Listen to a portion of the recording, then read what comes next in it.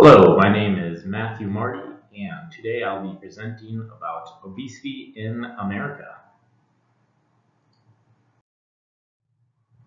What is obesity? Obesity is a condition of having an excess amount of fat on the body. It is described as having a BMI of over 30. The formula for the BMI in US units would be BMI equals weight in pounds divided by height squared in inches times 703. I did an example below to explain this. If a person weighs 250 pounds and has a height of 6 feet, it would be 250 divided by 72 squared times 703. This will give us a BMI of 33.9. This would be classified as obese. There's also a couple other classifications of body mass index. This includes overweight, normal, and underweight. I'll mostly be focusing about obesity today. What are the risks of being obese? So being obese puts you at increased risk of type 2 diabetes, coronary heart disease, sleep apnea, breathing problems, various forms of cancer, and many mental illnesses. And for some statistics of obesity in America, currently the CDC has that 32.4% of the country is obese, 34.6% of the country is overweight, 30.5% of the country is normal weight, with only 1.8% of the country being underweight. For age and obesity, we can see that the lowest percentage of obese people are in the youngest age bracket, which would be 18 to 24, with only 17.7%.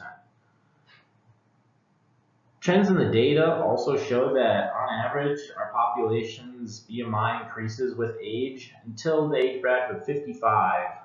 This is when we start to see the BMI start to decrease. This is most likely caused by people with higher BMIs starting to experience medical complications due to obesity and starting to pass away compared to their more healthy peers. Okay, education and obesity, one of my most interesting topics in all of my researching. I discovered that college graduates have the lowest prevalence of being obese, while having the highest prevalence of being normal weight.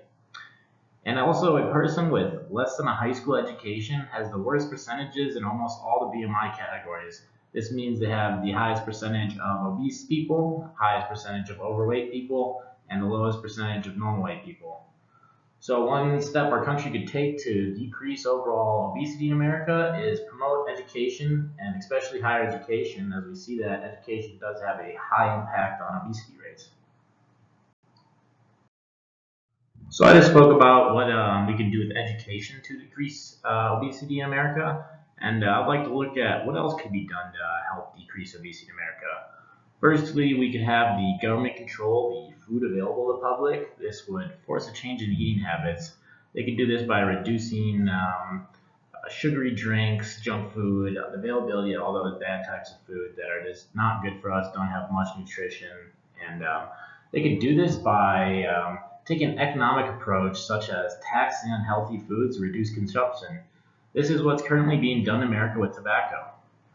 This works because there's a supply and demand curve, and if you add a tax that increases the supply curve on the graph of consumption, so what that does is actually push back the point of equilibrium. This means that there's less people that want that at a higher price, so there'll be less consumption just by raising the tax. I think this would be a great idea for America to look into for foods that just have no real benefit besides companies profits.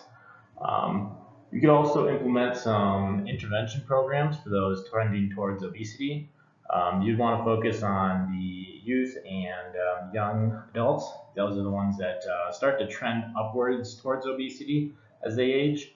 It's a lot easier to control a person's weight before they reach obesity because the only way to lose weight is to be in a calorie deficit, and the more you weigh, the longer you will have to be in a deficit to get to a healthy weight. We could also have insurances be required to pay for things that promote a healthy lifestyle. This would include things as gym memberships, maybe doctor's visits, nutrition visits, things along those lines. All of these would be great steps in reducing all the problems that obesity causes in America. Thank you for watching my presentation on obesity today. Here's my works cited page.